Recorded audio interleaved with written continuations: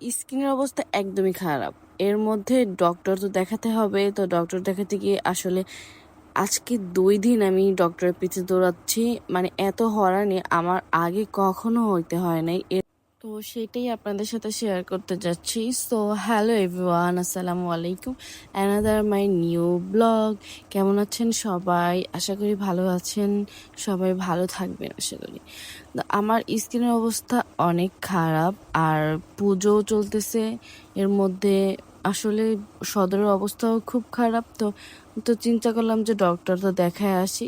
তারপর ডক্টর দেখাতে আসি আমি এখানে টিকিট কাটলাম। টিকিট কাটার পরে এখানে আমি টিকিটের ওই জায়গায় বসেছিলাম। আর সবচেয়ে একটা হাস্যকর বিষয় হচ্ছে যে আমি যখন এখানে বসেছিলাম তখন কয়েক দল লোকেরা এসে আমাকে বলতেছিল যে আসলে এখানে টিকিট কাটেন, টিকিট কাটেন। তো আমি বললাম যে আসলে আমি তো টিকিট কাটি না, আমি এমনিই বসছি। তারপরে এর মধ্যে দেখলাম যে অনেক ক্ষুধা লাগছে। তা আম্মু কয়, "চল তোকে কিছু খাওয়ায় আনি।" তারপরে আমি আর কিছু খেলাম না, একটা সমোসা খেলাম ছোট। তারপরে আবার আসি, এখানে যে ভাইয়াটা আসছে একটু হেল্প করতে যে আমাকে তাড়াতাড়ি ঢুকানো যায় কিনা।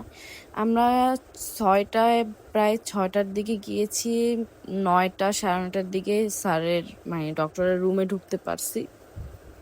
কিন্তু আমার এই ফার্স্ট টাইম যে আসলে ভোলাতে যে এত টাইম নিয়ে মানে এত সিরিয়ালে পড়তে হয়েছে, এই ফার্স্ট টাইম।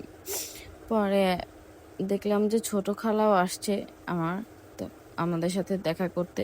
আমরা কি করতেছি তা তো দেখতে দেখতে প্রায় যখন ৯:৩০ বাজে তখন টিকিটটা হাতে পেলাম, বাট ওটার অবস্থা খুবই খারাপ। তারপরে আমি সবাইকে একটু ঠেলে ঠেলে ওদের মতো সিরিয়ালে দাঁড়ালাম। তারপরে অবশেষে দেখাতে পারলাম, বাট ডক্টর ভালো মতো দেখায় নেয় আমাকে। একটু সামান্য কথা বলেই টেস্ট ২টা দিয়ে আমাকে পাঠায় দিছে। তো যেহেতু এত রাত্র হয়ে গেছে আর ডক্টর বলছে যে পরের দিন সকালবেলা খালি পেটে টেস্টগুলো করতে হবে। এত রাত হয়ে গেছে তো কি করব, চলে যাচ্ছি। ডক্টর দেখানোর পরে তো সামনে দেখলাম যে বিরিয়ানির একটা দোকান পড়লো। আর বিরিয়ানির দোকান পড়লো মানে যে সবারই একটু বিরিয়ানির প্রতি লোভ। তা আমি এখান থেকে ১ প্যাকেট বিরিয়ানি কিনে আবার বাসায় চলে যাই।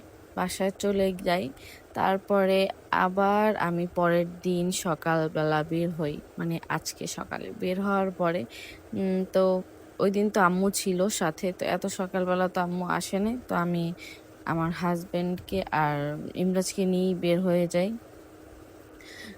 আসছি এখানে টেস্ট করাইতে। তো টেস্ট করানোর পরে যে রক্ত পরীক্ষা করলো। আসলে আমি এখনো রক্ত দিতে অনেক বেশি ভয় পাই। তারপরে বলল যে ২ ঘন্টা পরে আমাদের রিপোর্টটা দেওয়া হবে। তো কি করব? তো ২ ঘন্টা, তো দোকান যেহেতু আজকে ফ্রাইডে খোলা ছিল, পুজো, তার জন্য তো আমরা একটু দোকানে বসেছিলাম কিছুক্ষণ। তাও আমরা ১০:৩০টার দিকে বাসা থেকে বের হইছি। এখন প্রায় ১২টা, ১২:৩০। তো আমি আবার ডক্টরের কাছে আসলাম। তো আইসা আমাদের রিপোর্টটা নিয়ে যখন ডাক্তারের রুমের কাছে গেলাম যে দেখলাম যে অবস্থা নাজেহাল অবস্থা। এত খারাপ অবস্থা, মানে অনেক ভিড় ছিল। তারপরেও আমার হাসব্যান্ড অনেক কষ্ট করে আমাকে অবশেষে ডক্টরের রুমে ঢুকাইছে।